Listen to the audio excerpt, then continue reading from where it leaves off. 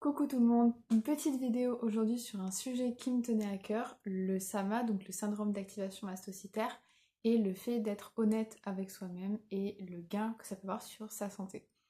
Donc en ce qui concerne le SAMA, il faut savoir que cette vidéo fait écho à deux posts que j'ai mis sur Instagram, deux carousels, donc un qui explique les causes du SAMA, qui explique qu'est-ce que c'est, et un autre qui explique les solutions, donc là pour le coup c'était des solutions pragmatiques, même si j'évoque les causes psychosomatiques, mais cette vidéo ce sera vraiment une vidéo sur moi, comment je l'ai vécu, sur comment j'ai vécu le lien que ça pouvait créer avec tout ce qui était de l'ordre du psychologique et comment je m'en suis sortie également.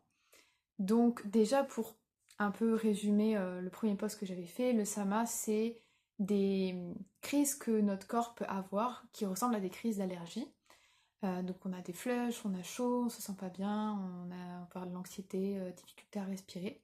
Ça peut vraiment ressembler comme une allergie et c'est pour ça que ça peut être difficilement diagnosticable au début. D'ailleurs moi ça a été mon cas.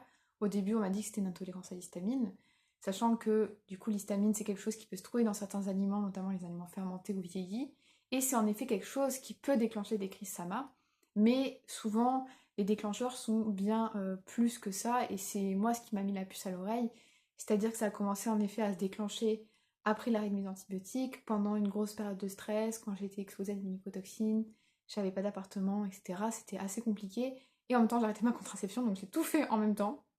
Ne faites pas ça, hein, clairement. Et du coup forcément ça a déclenché ça. Donc évidemment, quand c'est arrivé, au début, j'ai pas forcément fait le lien. J'ai mis plusieurs mois en fait avant de comprendre ce que c'était, parce qu'en France, c'est pas quelque chose qui est très reconnu. Donc, au fur et à mesure, j'ai compris ce que c'était et j'ai pu mettre des choses en place. La chose qui m'a le plus aidée, ça n'a même pas été le fait de changer mon alimentation ou de prendre des compléments. Ça a été tout simplement le fait de faire des exercices somatiques que j'avais déjà montré sur mon compte. J'avais fait une vidéo où je montrais quelques exercices, je montrais pas toute ma routine. Et ça a été vraiment un outil très précieux pour moi. Ça a permis en fait de dire à mon corps c'est bon, on est en sécurité. Pour moi, je suis pas forcément fan des thérapies parce qu'en fait, je dis pas que c'est inutile, je dis pas qu'il y a des gens qui se sont remis de leur trauma comme ça. Je dis juste que c'est parfois quelque chose qui, quand on est quelqu'un qui intellectualise beaucoup de choses ou qui a du mal à passer à l'action, les thérapies ça peut être un gros piège parce qu'à force d'en parler, on ressasse, ça peut faire plus de mal que de bien. Et surtout ça empêche de prendre action et de faire vraiment des choses concrètes.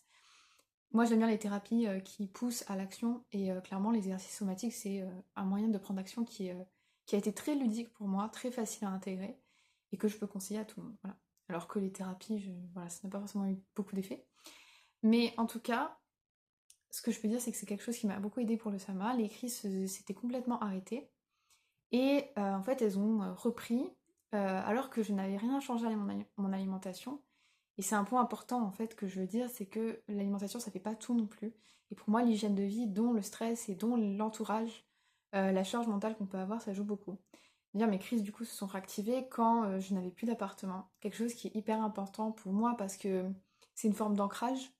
Et quand on n'a pas d'ancrage, je pense surtout en tant que femme, c'est compliqué. Je pense que peut-être que les hommes peuvent un peu plus tenir cette forme de stress-là que nous. Et au final, je n'avais pas d'amis, en tout cas, ils n'étaient pas à côté. Et j'avais pas ma famille aussi, qui est un gros point d'ancrage pour moi. Donc ça a été très compliqué. J'allais d'appartement en appartement, enfin d'Airbnb en Airbnb. Et même si les endroits étaient vraiment chouettes, euh, je me sentais pas du tout en sécurité, je me sentais pas écoutée, je me sentais pas accompagnée. Et le fait de se sentir très seule et très isolée, même quand le cadre est hyper chouette et qu'on mange très bien, en fait, ça suffit pas. En tout cas pour les personnes, probablement avec une personnalité comme moi, qui sont assez sociables, qui ont besoin de partager des choses et d'aider les autres. Donc clairement, les crises ont commencé à revenir et je remarquais en fait que c'était plus du tout lié à l'alimentation, mais c'était vraiment lié au stress. C'était lié à des choses spécifiques, le sport aussi, et ça m'a fait beaucoup de mal, parce que ça m'a, une des causes principales de déclenchement, ça a été le sport. Sachant que pour moi, le sport, c'est quelque chose de très très important en fait.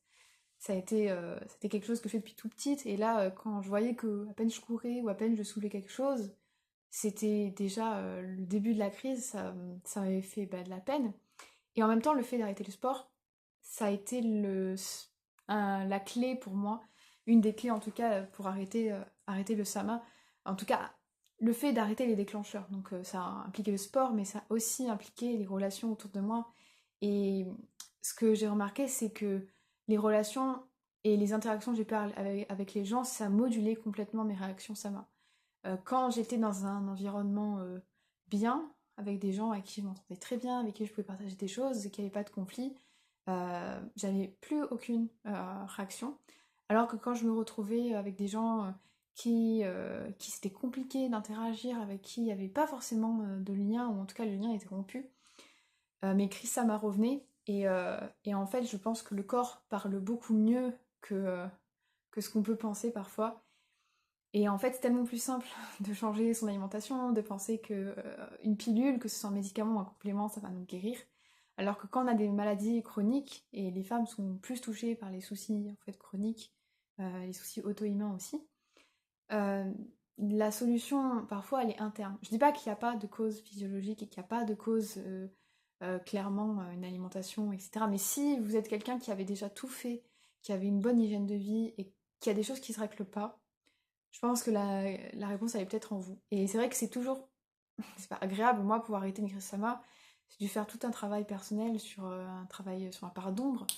Et ça, c'est forcément, c'est pas forcément agréable. Alors que prendre un complément ou quand un coaché vous dit oui, c'est bien, essayez ma méthode, vous verrez les coachés qui se concentrent sur un protocole, une méthode, sur ça, c'est ça, c'est la clé pour réussir, pour être en bonne santé. Non, en fait. Voilà, j'ai juste non. Pour moi, tout est holistique et dire que ça, c'est la solution. Alors oui, il y aura peut-être des gens qui verront une amélioration avec ça, mais au final, c'est louper comment notre corps est construit. C'est-à-dire notre corps, c'est un ensemble de systèmes hyper complexes. Donc prendre une solution qui n'implique qu'un système, qu'une méthode, qu'un organe, euh, ça n'a pas de sens. Ouais. Ça n'a pas de sens pour moi. Même si ça a un sens scientifique. Mais il y a tellement d'implications entre les systèmes que c'est compliqué en fait de résumer ça comme ça. Et honnêtement, dans tous mes coachings, j'ai pas vu une personne qui était pas stressée, ou en tout cas qui avait pas ouais, une forme de stress, que ce soit de sa famille, de ses amis, et surtout ce travail, c'est vraiment la source de stress numéro un des gens, j'ai l'impression. Voilà, donc en tout cas, moi, quand j'ai commencé à avoir vraiment des crises de plus en plus régulières, j'ai dû faire un travail sur moi-même pour identifier les causes et être honnête avec soi-même. Parfois, c'est voir qu'on est retombé dans certains patterns, certains, je sais pas travers, mais certains mécanismes de pensée. Et c'est pas toujours agréable, mais c'est souvent nécessaire. Euh, les plus gros résultats que vous verrez dans la santé, c'est parfois des choses qui sont pas forcément agréables ou des choses qui sont pas faciles à mettre en place. Mais c'est la règle des 80-20. Faites 20% de trucs agréables, vous avez 80% des résultats. Bah, c'est exactement ça pour moi. Donc voilà, évidemment, j'ai dû couper certaines relations, j'ai dû mettre de l'ordre dans ma vie et être honnête avec moi-même sur mon futur, sur ce que je voulais vraiment, sur les gens qui étaient autour de moi. C'est pas quelque chose de cool à faire, mais je pense que c'est quelque chose d'inévitable si on veut améliorer sa santé.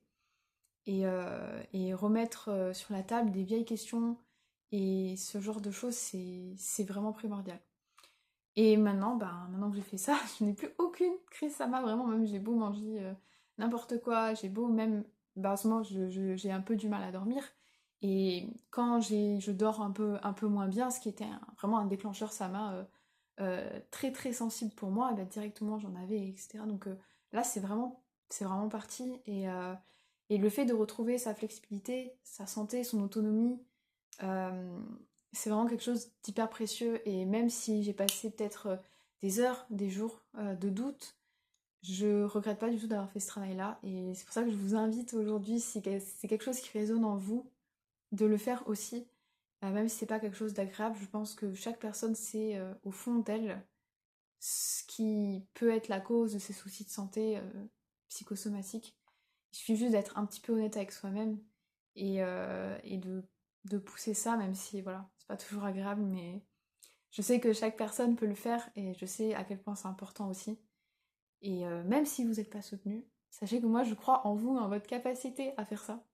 Voilà. Donc c'est sur ce beau message que je vais vous laisser. Et du coup, petite annonce sur cette 20 vidéo, comme vous avez remarqué, c'est pas une vidéo classique, c'est-à-dire c'est plutôt une vidéo face cam où je raconte un petit peu mon histoire. C'est quelque chose que je voulais faire depuis longtemps et c'est vrai que j'ai vu des gens tellement bien le faire et être inspirés que moi aussi je l'ai été. Donc j'ai décidé de le faire aussi, c'est quelque chose qui me parle parce que, encore une fois, je pense que c'est très important d'être authentique dans le domaine de la santé. Il y a tellement de choses qui ne le sont pas que moi j'aimerais l'être. Voilà. Donc sur ça, je vais vous laisser et n'ayez pas peur, hein, je vais quand même continuer à faire des vidéos plus pointues et très poussées parce que ça reste quand même ma passion. Mais je pense que c'est vraiment complémentaire avec une approche sincère et authentique de la santé et de mon parcours. Donc voilà, il y aura deux sortes de vidéos pour l'instant. Et voilà, donc je vous embrasse et je vous dis à la prochaine fois. Prenez soin de vous.